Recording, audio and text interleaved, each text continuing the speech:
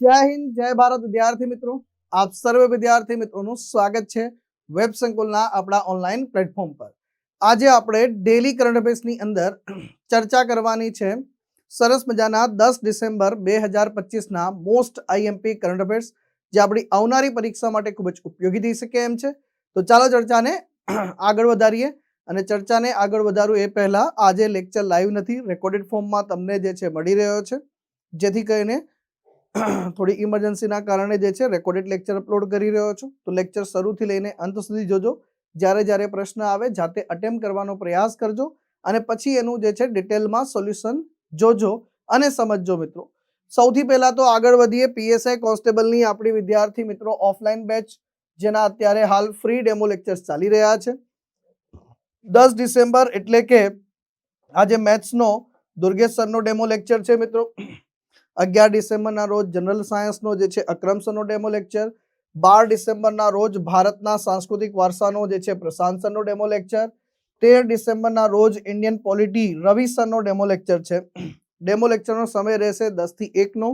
અને ખાસ કરીને જે છે એડ્રેસ નોંધી લેજો. અહીંયા જે છે સરગાસન ખાતે ગાંધીનગર બ્રાન્ચ છે મિત્રો, અને હેલ્પલાઇન નંબર આપેલા છે. હેલ્પલાઇન નંબર પર સંપર્ક સાધીને તમે વધુ અને વિસ્તૃત માહિતી પણ મેળવી શકો છો, અથવા તો કોઈ ડાઉટ હોય, કોઈક સમસ્યાનું સમાધાન હોય તો આપણા જે છે કાઉન્સલર સાથે તમે સંપર્ક પણ સાધી શકો છો. તો આની અંતર્ગત જે છે સરસ મજાનું જે છે આમાં તમને નોટ્સ વગેરે પણ લખાવવામાં આવશે અને સરસ મજાની તૈયારી જે છે એકદમ ધાકડ તૈયારી 14 થી વધુ ફેકલ્ટી ટીમ તમને આમાં મળી રહી છે. વહેલા તે પહેલાના ધોરણે એડમિશન મેળવજો. પહેલો પ્રશ્ન હંમેશા આપણો દિન વિશેષના સંદર્ભમાં હોય છે. નીચેનામાંથી કયું વિધાન શ્રી રાજગોપાલાચારીજી વિશે સાચું નથી મિત્રો? તો ભારતના ગવર્નર જનરલ બનનાર જે છે પ્રથમ ભારતીય હતા, સ્વતંત્ર પક્ષના સ્થાપક હતા, કોંગ્રેસના વરિષ્ઠ નેતા, પદ્મશ્રી એવોર્ડ મેળવનારા પ્રથમ પ્રાપ્તકર્તા હતા. તો આની અંતર્ગત જે છે સાચું નથી. તો સ્વતંત્ર પક્ષના જે છે સ્થાપક હતા એ વિધાન સાચું નથી. સરસ મજાનું જે છે ચક્રવર્તી રાજગોપાલાચારી, સી રાજગોપાલાચારી 10 ડિસેમ્બર 1878ના રોજ હોસુર તમિલનાડુમાં જે છે એમનો જન્મ થાય છે. પિતા નલ્લન ચક્રવર્તી અયંગરજી, માતા સિંગરા રમ્મલ જે છે માતાજી. 1937માં તેઓ ચેન્નઈના મુખ્યમંત્રી બન્યા. ત્યારે તેમણે દારૂબંધીની શરૂઆત કરી અને મદ નિષેધ પ્રચારમાં જે છે યોગદાન આપ્યું હતું સાહેબ. આજે દારૂબંધી ગુજરાતની અંતર્ગત સૌથી વધારે ચર્ચાનો વિષય છે. એ વખતે જે છે સી રાજગોપાલાચારી દારૂબંધી વિષય પર જે છે અદ્ભુત યોગદાન આપે છે. 1939માં મદ્રાસમાં ટેમ્પલ એન્ટ્રી એક્ટ પસાર કરી દલિતોને મંદિર પ્રવેશ મળે તે માટેના કાયદાનો જે છે પાયો નાખ્યો. ખાસ કરીને 1947-48માં પશ્ચિમ બંગાળના ગવર્નર, નવેમ્બર 1947માં ભારતના કાર્યકારી ગવર્નર, જૂન 1948 થી જાન્યુઆરી 1950 સુધી સ્વતંત્ર ભારતના એકમાત્ર ગવર્નર જનરલ તરીકે જે છે નિમાયા. છેલ્લા ગવર્નર જનરલ જે છે કોણ હતા? તો ચક્રવર્તી રાજગોપાલાચારીજી હતા. 1952માં તેઓ મદ્રાસના મુખ્યમંત્રી બન્યા. 1954માં જે છે સૌ પ્રથમ ભારત રત્ન બહુમાનથી જે છે વિભૂષિત કરાયા, સન્માનિત કરવામાં આવેલા. કારણ કે એ વખતે પદ્મ એવોર્ડ કહેવાતો હતો ખાલી, તો પદ્મ એવોર્ડની જે છે શ્રેણીમાં આપવામાં આવ્યો હતો. 25 ડિસેમ્બર 1972ના રોજ જે છે મદ્રાસ તમિલનાડુ ભારત ખાતે જે છે એમનું અવસાન થાય છે. તો ભારત રત્ન મેળવનારા પહેલા વ્યક્તિ હતા. આ ઉપરાંત 1954માં જ્યારે ભારત રત્નની વાત આવે છે મિત્રો, ત્યારે ભારત રત્ન પુરસ્કાર જે છે ચક્રવર્તી રાજગોપાલાચારી, ડોક્ટર સીવી રમન સાહેબ, અને સાથે સાથે જે છે ત્રીજા વ્યક્તિ હતા સર્વપલ્લી રાધાકૃષ્ણનજી. કોણ હતા મિત્રો? સર્વપલ્લી રાધાકૃષ્ણનજી જે છે. અને તમને બધાને ખ્યાલ હશે કે વર્ષ 2024માં જે છે ટોટલ 5 મહાનુભાવો જે છે 5 મહાનુભાવોને જે છે ભારત રત્ન પુરસ્કારથી જે છે સન્માનિત કરવામાં આવ્યા છે. તો 2024માં 5 મહાનુભાવોને એક સાથે આપવામાં આવે છે. ઇતિહાસમાં પહેલી વખત બનેલી ઘટના, જેમાં કર્પૂરી ઠાકુર આ પહેલા વ્યક્તિ હતા સાહેબ. બીજા નંબર પર જે છે સાહેબ લાલકૃષ્ણ અડવાણી સાહેબ. ત્રીજા નંબર પર હરિત ક્રાંતિના જનક ડોક્ટર MS સ્વામીનાથનજી. ચોથા નંબરે ચૌધરી ચરણ સિંહજી.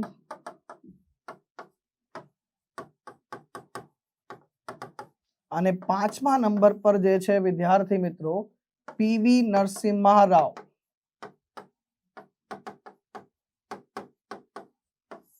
કોણ હતું? પીવી નરસિમ્હા રાવજી હતા મિત્રો. તો જે છે ચક્રવર્તી રાજગોપાલ ભારતના છેલ્લા ગવર્નર જનરલ, કોંગ્રેસના નેતા, મદ્રાસ પ્રેસિડેન્સીના વડા, મદ્રાસના મુખ્યમંત્રી, ભારતના ગૃહમંત્રી, પશ્ચિમ બંગાળના રાજ્યપાલ તરીકે સેવા આપી હતી. તમિળ ટૂંકી વાર્તાઓના સારા સર્જક હતા. હિન્દુઇઝમ, કંબ રામાયણ, અયોધ્યા કાંડમ, અલગ અલગ ગ્રંથો જે છે એમના દ્વારા લખવામાં આવ્યા છે સાહેબ. તમિળ ભાષામાં રચેલા એમના મહાભારતને સાહિત્ય અકાદમી એવોર્ડ પણ પ્રદાન થયો હતો. રામકૃષ્ણ જે છે ઉપનિષદને મદ્રાસ સરકારનો એવોર્ડ પ્રાપ્ત થયો. તેમના ડોક્ટ્રિન એન્ડ વે ઓફ લાઈફ જે છે, વોઇસ અનઇવોલ્ડ જે છે ગ્રંથો પણ સૌથી વધારે ચર્ચિત રહ્યા. તો આ બધા પુસ્તકોને પણ જોડે જોડે ખાસ ધ્યાન રાખી લેજો. રાજગોપાલાચારી ફોર્મ્યુલા અથવા CR ફોર્મ્યુલા એ બ્રિટિશ ભારતની સ્વતંત્રતા પર ઓલ ઇન્ડિયા મુસ્લિમ લીગ અને ઇન્ડિયન નેશનલ કોંગ્રેસ વચ્ચેના જે છે રાજકીય મડાગાંઠને જે છે ઉકેલવા માટે જે છે રાજગોપાલાચારીએ ઘડેલી દરખાસ્ત હતી મિત્રો. જેમાં મુસ્લિમ લીગ જે છે મુદ્દાઓમાં કોંગ્રેસની સ્વતંત્રતા માંગને સમર્થન આપશે. કેન્દ્રમાં કામચલાઉ સરકારની રચનામાં કોંગ્રેસને સહકાર આપવા માટે લીગ જે છે મદદ કરશે. યુદ્ધના અંત પછી ઉત્તર પશ્ચિમ, ઉત્તર પૂર્વ ભારતમાં મુસ્લિમ બહુમતી વાળા વિસ્તારોની સમગ્ર વસ્તી એક અલગ સાર્વભૌમ રાજ્યની રચના કરવી કે નહીં તે અંગે જે છે લોકમત દ્વારા નિર્ણય કરવામાં આવશે. વિભાજનની સ્વીકૃતિના કિસ્સામાં સંરક્ષણ, વાણિજ્ય અને સંદેશા વ્યવહારની વગેરેની સુરક્ષા માટે સંયુક્ત રીતે કરાર કરવામાં આવશે. ઉપરોક્ત શરતો ફક્ત ત્યારે જ કાર્યરત કરવામાં આવશે જો ઇંગ્લેન્ડ ભારતને સંપૂર્ણ સત્તા ટ્રાન્સફર કરે છે. આ ફોર્મ્યુલા લીગની પાકિસ્તાન માટેની માંગણીનો એક પ્રકારે કહી શકાય કે મૌન સ્વીકાર હતો. શું હતો? મૌન સ્વીકાર હતો. તો આ થયું આપણું આજનું દિન વિશેષ. હવે જે છે પહેલો પ્રશ્ન, કયો દેશ સતત ત્રીજી વખત સ્કોશ વર્લ્ડ કપ 2025નું આયોજન કરવા જઈ રહ્યું છે? 4 ઓપ્શન આપેલા છે જેમાંથી જવાબ આવશે ભારત. ભારતમાં ત્રીજી વખત સ્કોશ વર્લ્ડ કપનું આયોજન થવા જઈ રહ્યું છે. તો ભારત સતત ત્રીજી વખત જે છે સ્કોશ વર્લ્ડ કપનું આયોજન કરશે. જેમાં તો આવતીકાલથી એટલે 14મી તારીખ સુધી જે છે ચેન્નઈના એક સ્ટેડિયમમાં જે છે આનું આયોજન થશે. તો આનું આયોજન ચેન્નઈ તમિલનાડુ ખાતે થવાનું છે. 12 દેશો આમાં ભાગ લઈ રહ્યા છે, જેમાં ઇજિપ્ત જે છે ડિફેન્ડિંગ ચેમ્પિયન છે મિત્રો. શું છે? ડિફેન્ડિંગ ચેમ્પિયન છે. ને મલેશિયા 2023નો રનર્સઅપ છે. આ બધા દેશોનો સમાવેશ થાય છે. ભારતીય સ્કોડની વાત કરીએ તો ભારતીય ટીમમાં જે છે અભયસિંહ છે, વેલવન સેન્થિલ કુમાર છે, જોશના ચિનપ્પા છે અને પ્રથમ વખત રમી રહેલા અનાહત સિંહ પણ છે. તો ઘણી વખતે આવું કરંટ અફેર્સનો મુદ્દો ચર્ચામાં હોય તો પરીક્ષામાં એવો પણ પ્રશ્ન આપણને પૂછી લેતા હોય છે કે જોશના ચિનપ્પા કઈ રમતના જે છે ખેલાડી છે. ત્યારે આપણને આ ટોપિક ભણેલો હોય એટલે યાદ આવે કે સ્કોશના ખેલાડી છે. ભારતે 2023માં પોતાનું સર્વશ્રેષ્ઠ પ્રદર્શન કર્યું અને ભારત ત્રીજા નંબર પર રહીને જે છે ભારતે બ્રોન્ઝ મેડલ જીત્યો હતો સાહેબ. સ્કોશ વર્લ્ડ કપનું સૌ પ્રથમ આયોજન 1996માં કરવામાં આવે છે સાહેબ, જેનું આયોજન મલેશિયા ખાતે થાય છે. ઇજિપ્ત જેમાં જે છે સૌથી સફળ ટીમ છે. 2023માં મલેશિયા સામેની જીત સાથે ટોટલ 2 ટાઇટલ જીતીને સૌથી સફળ દેશ તરીકે છે. તો આમ જે છે આ સ્પર્ધાનું આયોજન ભારતમાં થઈ રહ્યું છે એટલે વધારે મહત્વપૂર્ણ છે. તો અહીંયા જે છે અભયસિંહ, અનાહતસિંહ, જોશના ચિનપ્પાજી જે છે ખેલાડી છે. ત્રીજી વખત આપણે આયોજન કરી રહ્યા છે. 12 ટીમો આમાં ભાગ લઈ રહી છે. ત્રીજી વખત જે છે કન્ઝિક્યુટિવ રીતે આયોજન કરી રહ્યા છે અને 2023માં જે છે આપણે ત્રીજા નંબરે ફિનિશ કર્યું હતું.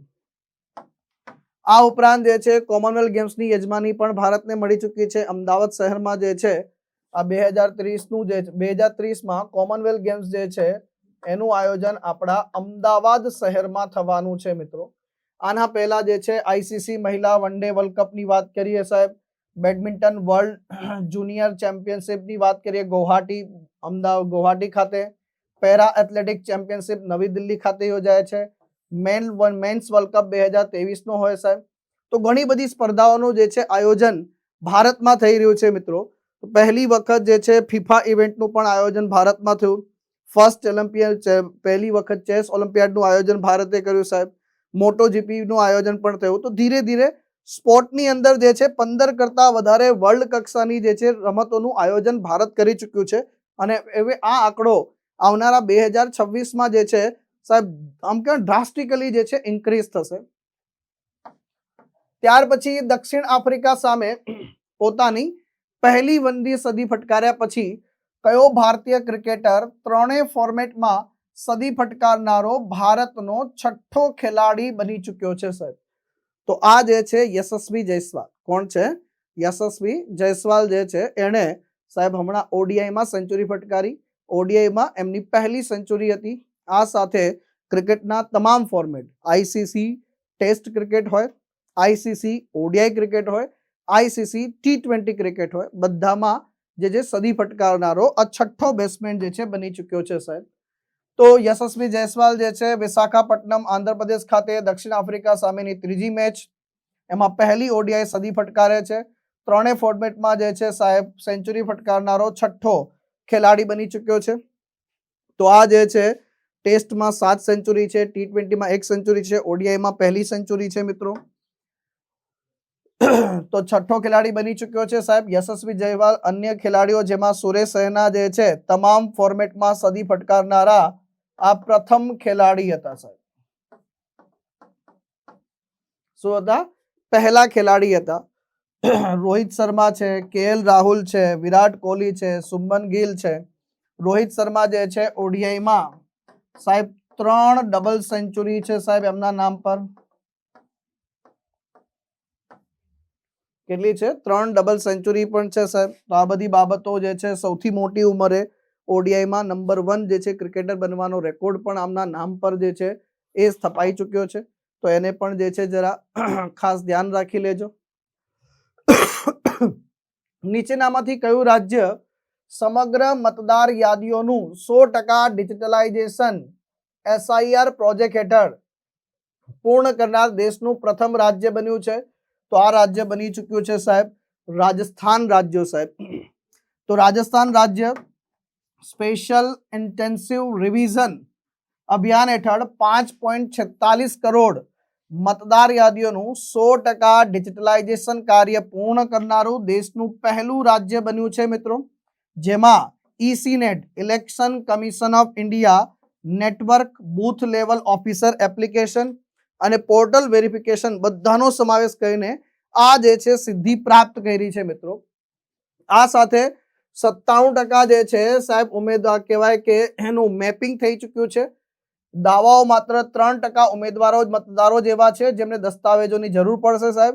રાજસ્થાનમાં મતદાર યાદીમાં દરેક એન્ટ્રીને ડિજિટલાઇઝ કરવામાં આવ્યું છે, વેરીફાઈ કરવામાં આવ્યું છે અને 2002ના જે છે મતદાર યાદી સાથે મેપિંગ પણ થઈ ચૂક્યું છે સાહેબ.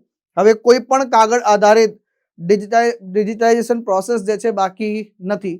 તમામ પ્રક્રિયા જે છે આમાં પૂર્ણ કરવામાં આવી છે સાહેબ. SIR નો જે છે પહેલો તબક્કો જે છે SIR 1.0 ક્યાં જે છે? તો સાહેબ બિહારમાં જે છે, બિહાર વિધાનસભામાં ઇલેક્શન પહેલા, અને બિહારમાં જે છે સાહેબ SIR પછી પ્રથમ ઇલેક્શન થાય છે સાહેબ. અને એમાં જે છે સાહેબ NDA નેશનલ ડેમોક્રેટિક અલાયન્સ જે છે સાહેબ 202 બેઠકો જીતીને સાહેબ વિજેતા જે છે 243 માંથી 202 બેઠકો વિજેતા બને છે. બીજેપી જે છે જીવનમાં પહેલી વખત જે છે સાહેબ આ કહેવાય કે સૌથી મોટો પક્ષ બનીને જે છે ઉભરી આવે છે. અને જે છે બિહારના નીતિશ કુમાર જે છે, નીતિશ કુમારજી 10મી વખત ચીફ મિનિસ્ટરના જે છે શપથ લે છે. અને આ પણ જે છે સાહેબ એક રેકોર્ડ બને છે. સૌથી વધુ વખત ચીફ મિનિસ્ટરના જે છે શપથ લેવાનો જે છે રેકોર્ડ પોતાના નામ પર લઈ આવે છે મિત્રો.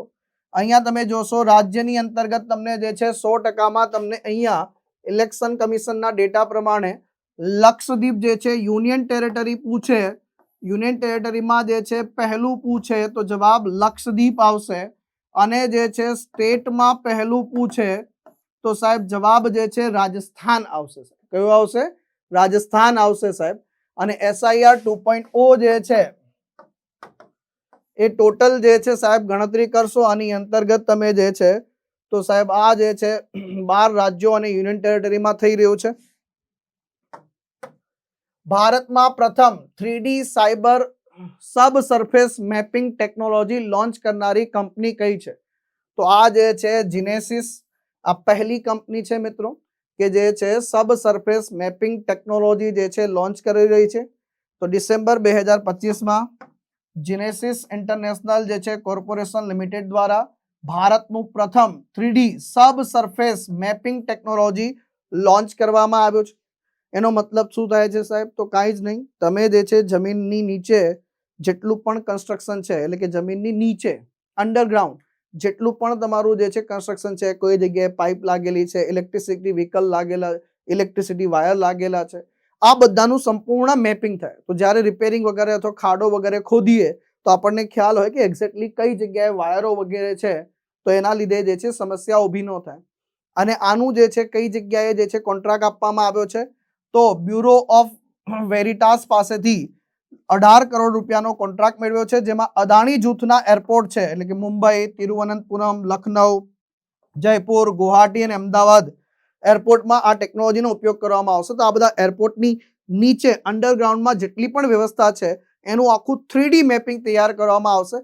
3 ડાયમેન્શન સ્ટ્રક્ચરમાં ઘણી હોલિવૂડ મૂવીમાં જોયું હશે કે એ લોકો અંડરગ્રાઉન્ડમાં કઈ કઈ વસ્તુ છે બતાવતા હોય છે, એમ આ રીતે ઉલ્લેખ થયેલો હશે. તો ક્યારેક જે છે સાહેબ સમસ્યા ઊભી ના થાય, નહીં તો ભાઈ શું થાય, ક્યારેક જે છે ખાડો ખોદવા ગયા, ઇલેક્ટ્રિસિટી વાયર જ કપાઈ ગયો તો આખું એરપોર્ટ ઠપ, અને એરપોર્ટમાં ઇલેક્ટ્રિસિટી ઠપ થઈ જાય તો આખું એરપોર્ટ ઠપ થઈ જાય, અને એરપોર્ટ ઠપ થાય તો કેટલા ઇશ્યુઝ જે ઊભા થાય છે એ તો આપણે હમણાં જોઈ લીધા છે, અને ફરીથી જે છે આ ઇશ્યુઝ ન ઊભા થાય એ પણ જરૂરી છે આની અંતર્ગત. તો 3D ગ્રાઉન્ડ રડાર અને ટેકનોલોજીનો ઉપયોગ થશે આમાં.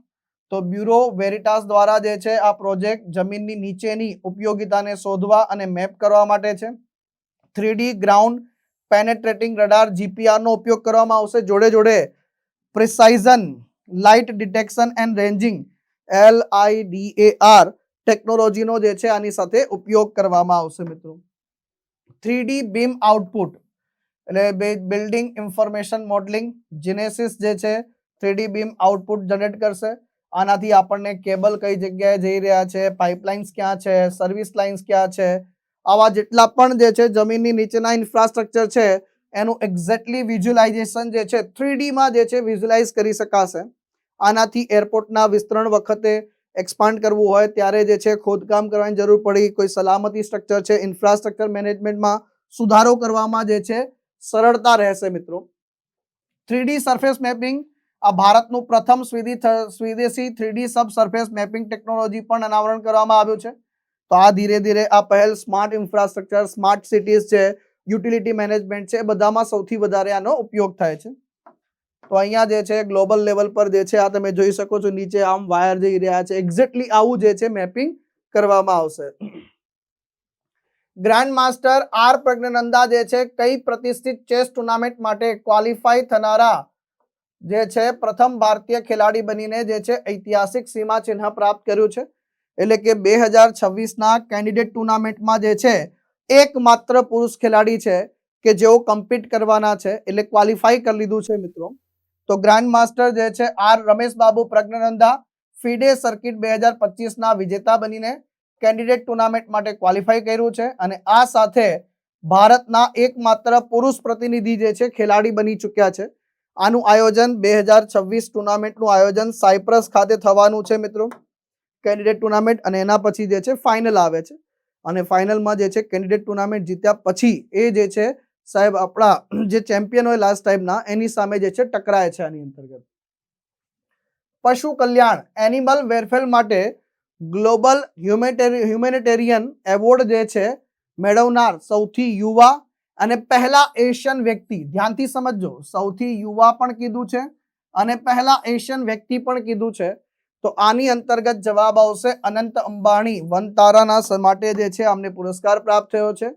તો વન્યજીવ સંરક્ષણ પહેલ એટલે કે વનતારાના સ્થાપક અનંત અંબાણી જે છે એને ગ્લોબલ હ્યુમન સોસાયટી જે દ્વારા પશુ કલ્યાણ એનિમલ વેલફેર માટે વૈશ્વિક માનવતાવાદી પુરસ્કારથી જે છે સન્માનિત કરવામાં આવ્યા છે, અને આ પુરસ્કાર મેળવનારા એ સૌથી યુવા અને પહેલા એશિયન વ્યક્તિ બન્યા છે સાહેબ. સૌથી યુવા બી છે અને પહેલા એશિયન વ્યક્તિ પણ છે મિત્રો. આ વનતારાની વાત કરીએ તો એક્સ સીટુ કેદમાં સંરક્ષણ અને ઇન સીટુ કુદરતી રહેઠાણમાં સંરક્ષણ અભિગમનું જે છે સાહેબ ઇન્ટિગ્રેશન છે. આ સુવિધા જોખમમાં મુકાયેલી અને જંગલમાંથી લુપ્ત થઈ ગયેલી પ્રજાતિઓને પુનઃસ્થાપિત કરવા માટે જે છે બનાવવામાં આવેલી છે. તો વિશ્વ પર્યાવરણ દિવસ આ ઉપરાંત જે છે વાત કરીએ MSSPમાં તો વિશ્વ પર્યાવરણ દિવસના અવસર પર સૌથી અસરકારક પર્યાવરણવાદી એવોર્ડ જે છે કોને મળ્યો તો આચાર્ય પ્રશાંતજીને જે છે આ પુરસ્કાર પ્રાપ્ત થયો છે. આ award green society of India દ્વારા વર્લ્ડ એન્વાયરમેન્ટ ડે એટલે 5 જૂનના રોજ આપવામાં આવ્યો હતો.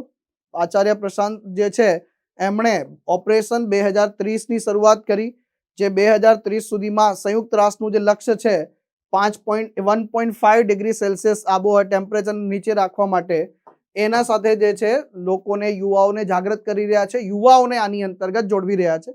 આ ઉપરાંત જે છે સોનાલી ગોસ્તીની વાત કરીએ, આ આયુષિયનનો જે છે સાહેબ એવોર્ડ મેળવનાર જે છે કેન્ટન આર મિલર પુરસ્કાર.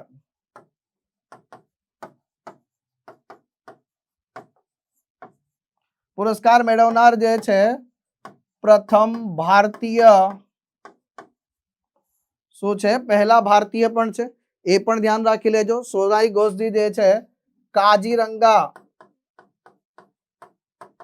રાષ્ટ્રીય ઉદ્યાન એના જે છે ફિલ્ડ ડાયરેક્ટર છે મિત્રો, અને એના ફિલ્ડ ડાયરેક્ટર બનનારા જે છે પ્રથમ મહિલા પણ છે સાહેબ.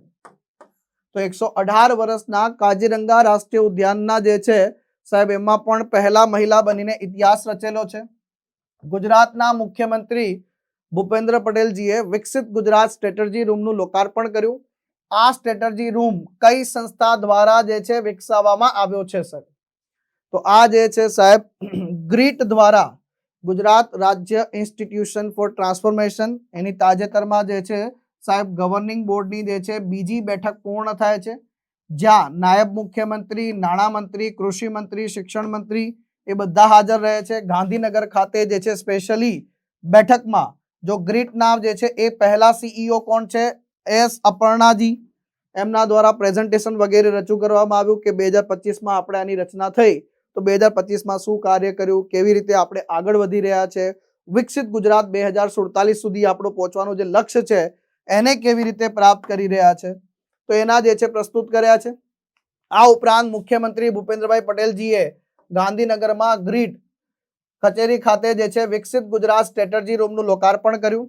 અહીંયા એક ડેશબોર્ડ બનાવવામાં આવ્યું છે. તો ગુજરાત રાજ્ય પરિવર્તન સંસ્થા, ગુજરાત રાજ્ય institution for transformation digital dashboard હશે, જેટલા પણ કાર્યક્રમો છે એનું ડેશબોર્ડ પર બતાવશે પૂરું થયું કે નથી થયું.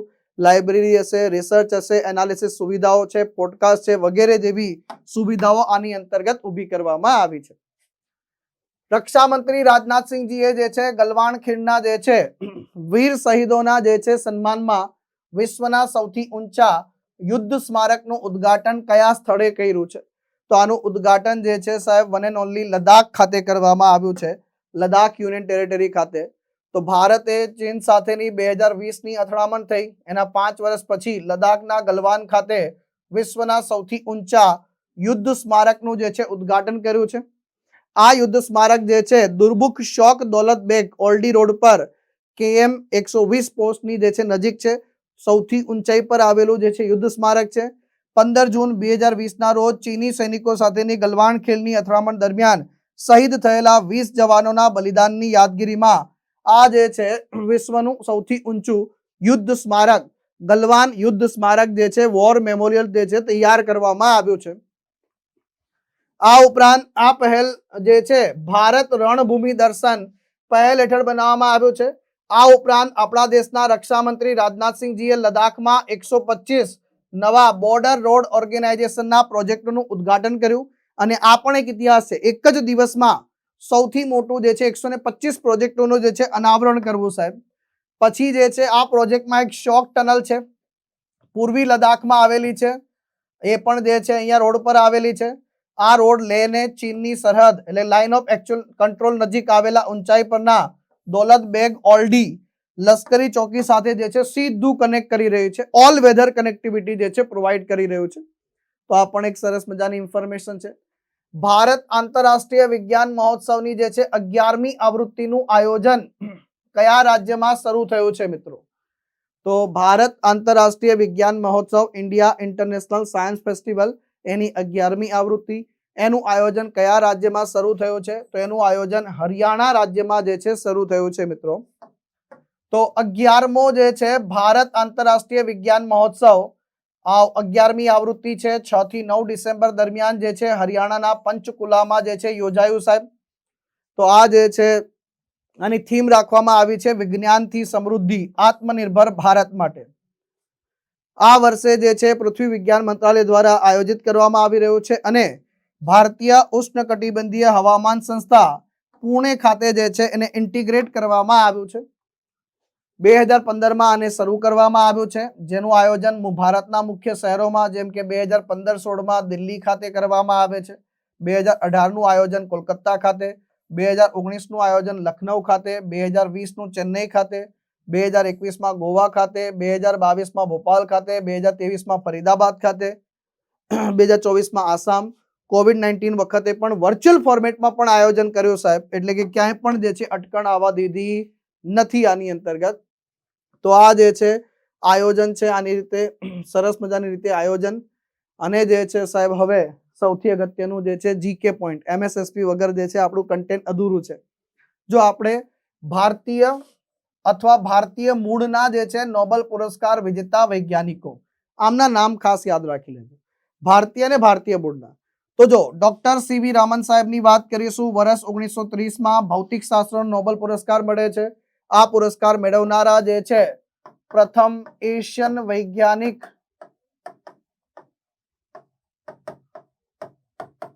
શું બને છે? પ્રથમ એશિયન વૈજ્ઞાનિક બને છે સાહેબ, રમન ઇસરની ઇફેક્ટ માટે સાહેબ. આ જે છે એવોર્ડ મળ્યો ત્યારે તેઓ ભારતીય હતા સાહેબ, એટલે પ્રથમ ભારતીય પણ છે સાહેબ. શું છે? પ્રથમ ભારતીય પણ છે. પછી હરગોવિંદ ખુરાના સાહેબ, ખુરાના અથવા ખુરાના કહેવાય છે અમને. તો એ જે છે મેડિસિનનો, ચિકિત્સાનો, ફિઝિયોલોજીનો પુરસ્કાર મળે છે સાહેબ. એમનો જન્મ તો જન્મે ભારતીય હતા, પરંતુ જ્યારે પુરસ્કાર મળ્યો ત્યારે અમેરિકન નાગરિક હતા, એટલે ભારતીય મૂળના નાગરિક હતા. સુબ્રમણ્યમ ચંદ્રશેખરજીને 1983માં મળે છે ભૌતિક શાસ્ત્રનો સાહેબ. ચંદ્રશેખર મર્યાદાઓ માટે સાહેબ, જન્મ વખતે ભારતીય હતા, પરંતુ જ્યારે પુરસ્કાર મળ્યો ત્યારે અમેરિકન નાગરિક બની ચૂક્યા હતા. વેંકટરમણ રામકૃષ્ણનજી જે છે રસાયણશાસ્ત્રનો પુરસ્કાર વર્ષ 2009માં, જન્મ્યા ત્યારે તમિલનાડુ જે છે તમિલનાડુમાં જન્મ્યા હતા, પરંતુ જ્યારે પુરસ્કાર મળ્યો ત્યારે એમની પાસે 2 દેશની નાગરિકતા હતી સાહેબ. એટલે કે અત્યારે પણ 2 દેશની નાગરિકતા છે, એક તો અમેરિકન અને UK, બંનેની નાગરિકતા એમની પાસે છે. તો આ એક સરસ મજાની ઇન્ફોર્મેશન, કારણ કે આ ટોપિક જે છે ઘણી વખતે કન્ફ્યુઝ કરતો હોય છે. એક છોકરાએ કોમેન્ટ બોક્સમાં જે છે લખ્યું પણ ખરા કે સર આ બાબતે કન્ફ્યુઝ થવાય છે, તો એક વખત એનું ટેબલ બનાવી દો અમારા માટે. તો તમારા જે છે વિદ્યાર્થીઓની વિનંતી હોય અને તમારો મિત્ર કાર્ય ન કરે એવું તો બને નહીં. ડિસેમ્બર 2025માં કયા રાજ્યની સરકારે શિક્ષણ અને સરકારી નોકરીઓમાં અનાથ બાળકો માટે જે છે 1% અનામતની જે છે જાહેરાત કરી છે સાહેબ. શૈક્ષણિક સંસ્થાઓમાં અને નોકરીઓમાં જે અનાથ બાળકો છે એમના માટે, તો એ રાજ્ય છે સાહેબ મહારાષ્ટ્ર રાજ્ય સાહેબ. કયું રાજ્ય છે? મહારાષ્ટ્ર રાજ્ય છે. તો મહારાષ્ટ્રના મુખ્યમંત્રી દેવેન્દ્ર ફડણવીસની વાત કરીશું. શિક્ષણ અને સરકારી નોકરીમાં અનાથો માટે જે છે 1% અનામતની જે છે જાહેરાત કરી છે. અને જે છે એકચ્યુઅલીમાં જે છે 2018માં જે છે એમના પહેલી વખતના કાર્યકાળ વખતે જે છે આને રજૂ કરવામાં આવે છે. તો અનાથ બાળકો જે છે એમને પણ 1% અનામત આપવામાં આવે છે. ડોક્ટર ભીમરાવ રામજી આંબેડકરના જે છે વિઝન આદેશોને કે સમાજના તમામ વર્ગો માટે જે છે ખાસ કરીને વાત કરીએ સમાન પ્રવેશ સુનિશ્ચિત કરવા માટે જે છે આ લોન્ચ કરવામાં આવ્યું. અને ડોક્ટર ભીમરાવ આંબેડકર સાહેબની વાત કરીએ, તાજેતરમાં જે છે બાબા સાહેબ આંબેડકરનો જે છે નિર્વાણ દિવસ 6 ડિસેમ્બરના રોજ ઉજવાયો. યુનેસ્કોના હેડક્વાર્ટર પેરિસમાં જે છે બાબા સાહેબ આંબેડકરની પ્રતિમાનું અનાવરણ કરવામાં આવે છે. તો ભાઈ જે છે જેમણે આપણા બંધારણના સ્થપતિ જેમને કહીએ છે, એમાં એક અનુચ્છેદ 21A છે સાહેબ, જે 6 થી 14 વર્ષના બાળકો માટે મફત અને ફરજિયાત શિક્ષણનો અધિકાર. 86માં બંધારણીય સુધારા દ્વારા સાહેબ, એટલે કે આને ફંડામેન્ટલ રાઇટ બનાવવામાં આવે છે. અનુચ્છેદ 29 લઘુમતીઓના જે છે સાંસ્કૃતિક અને શૈક્ષણિક અધિકારોને સુરક્ષિત રાખવા માટે જે છે તો એ પોતાની વ્યવસ્થાઓ માટે ફંડામેન્ટલ રાઇટ. અનુચ્છેદ 30 લઘુમતીઓને શૈક્ષણિક સંસ્થાઓની સ્થાપના કરવાનો અને વહીવટ કરવાનો અધિકાર આપ્યો. અનુચ્છેદ 30 ફંડામેન્ટલ રાઇટ. અનુચ્છેદ 41 જે છે DPSP directive principal of state policy રાજ્ય નીતિના માર્ગદર્શક સિદ્ધાંતો. રાજ્ય પોતાની આર્થિક ક્ષમતાની મર્યાદામાં શિક્ષણ અને સહાય પૂરી પાડશે. અનુચ્છેદ 45 6 વર્ષથી ઓછી વયના બાળકો માટે પ્રારંભિક બાળ સંભાળ અને શિક્ષણની જે છે વ્યવસ્થા મિત્રો. આ ઉપરાંત વાત કરીએ સાહેબ અનુચ્છેદ 46 ની, તો શેડ્યુલ કાસ્ટ, શેડ્યુલ ટ્રાઇબ અને સમાજના જે છે નબળા વર્ગોના શિક્ષણ અને આર્થિક હિતોને પ્રોત્સાહન આપવું ડીપીએસપીમાં. અનુચ્છેદ 350 એ ભાષાકીય લઘુમતીઓ માટે પ્રાથમિક સ્તરે માતૃભાષામાં શિક્ષણ. અનુચ્છેદ 351 હિન્દીને રાષ્ટ્રીય ભાષા તરીકે પ્રોત્સાહન આપવું, વિકાસ કરવો. 51 એક એટલે માતા પિતા વાલીની મૂળભૂત ફરજ છે 6 થી 14 વર્ષના બાળકને જે છે શિક્ષણ પૂરું પાડવું. અને 7મી અનુસૂચિ જે છે કનકરન્ટ લિસ્ટ એટલે 42માં બંધારણીય સુધારા દ્વારા શિક્ષણને રાજ્ય સૂચિમાંથી સમવર્તી સૂચિમાં જે છે દાખલ કરવામાં આવ્યો. તો એક સાથે બધી જ માહિતી એક જ ટેબલમાં તમારી સમક્ષ મૂકી દીધી. હવે તમારે આ તૈયારી માટે એકદમ સરળ રહેશે. તમે પીવાયક્યુ ખોલશો તો ધડાધડ તમને પીવાયક્યુમાં આ બધા અનુચ્છેદ રિલેટેડ પ્રશ્નો જે છે જોવા મળશે. તો એને પણ ધ્યાનમાં રાખી લેજો. વિદ્યાર્થી મિત્રો, તાજેતરમાં યુનેસ્કોના ગ્લોબલ નેટવર્ક ઓફ લર્નિંગ સિટીઝમાં કેટલા શહેરોનો સમાવેશ કરવામાં આવ્યો, કેટલા દેશોના શહેરોનો સમાવેશ કર્યો, કેટલા દેશો પૂછ્યા છે તો 46 દેશોના 72 શહેરોનો જે છે સમાવેશ કરવામાં આવ્યો છે. એટલે 46 દેશોના 72 શહેરોનો યુનેસ્કોના જે છે global network of learning cities GNLC માં સમાવેશ કરવામાં આવ્યો છે. આ સાથે સાથે સાઉદી અરેબિયાના 3 શહેરોનો સમાવેશ થયો છે. એટલે 2013માં જે આ શરૂ કરવામાં આવેલું ઇનિશિયેટિવ હવે આ નેટવર્ક યાદીમાં ટોટલ 91 દેશોના ટોટલ 425 શહેરોનો જે છે આવરી લેવામાં આવ્યા છે. સાઉદીની વાત કરીએ તો સાઉદી અરેબિયાનો જે છે વધારાની સાથે ટોટલ સાઉદી અરેબિયાના 8 શહેરો આમાં છે, જેમાં રિયાદ એનું પાટનગર એટલે કે એનું રાજધાનીનો પણ જે છે સમાવેશ થઈ ચૂક્યો છે. અલ ઉલા અને રિયાદ અલ ખબરા આ 3 શહેરોને જે છે સાહેબ સમાવેશ કરવામાં આવ્યો છે. Global network of learning cities જે છે યુનેસ્કોના નેતૃત્વ હેઠળનું એક આંતરરાષ્ટ્રીય નેટવર્ક છે. આ જે છે એવા શહેરોને માન્યતા આપે છે કે જ્યાં શિક્ષણ સર્વસમાવેશક હોય, સુલભ હોય, ટકાઉ શિક્ષણ ઇકોસિસ્ટમ ઊભું કર્યું હોય સાહેબ. લાઈફ લોંગ લર્નિંગ એટલે શહેર જે છે એજ્યુકેશનલની દ્રષ્ટિએ શૈક્ષણિક બાબતમાં ખૂબ આગળ હોય. 2013માં આ ઇનિશિયેટિવ શરૂ કરવામાં આવે છે. ટોટલ જે છે 425 શહેરો 91 દેશોનો સમાવેશ થઈ ચૂક્યો છે. સાહેબ ભારતના જે છે શહેરોનો ભારતના 3 શહેરો છે જેને 2022માં સમાવેશ કરવામાં આવ્યા હતા. એક વારંગલ તેલંગાણા રાજ્યનું, કેરળનું થ્રિસુર અને કેરળનું નીલાંબુર. એટલે ભારતના આ 3 શહેરો આ યાદીમાં છે મિત્રો, એ પણ ધ્યાન રાખી લેજો. અને સાથે સાથે વિશ્વ ધરોહર શહેરો કેટલા છે, જો વર્લ્ડ હેરિટેજ સિટી કેટલા છે 44 છે, પણ વિશ્વ ધરોહર શહેરો કેટલા છે 2 છે સાહેબ. એમાંથી સૌથી પહેલું હતું સાહેબ આપણું અમદાવાદ અને બીજું છે સાહેબ જયપુર. પછી ઇનટેન્જિબલ કલ્ચરલ હેરિટેજ ગઈકાલે જ વાત કરી હતી, ટોટલ 15 છે. અને જે છે 14મું સાહેબ 15 છે, એમાં 14મું કયું હતું સાહેબ તો દુર્ગા પૂજા. અને 15મું જે છે સાહેબ ગરબા. એ જ રીતે જે છે ક્રિએટિવ સિટીઝ નેટવર્કમાં જે છે ભારતના કેટલા 9 શહેરોનો સમાવેશ થાય છે. તાજેતરમાં જે છે હમણાં કોનો સમાવેશ કરવામાં આવ્યો છે, લખનઉ સિટી ઓફ ગેસ્ટ્રોનોમી.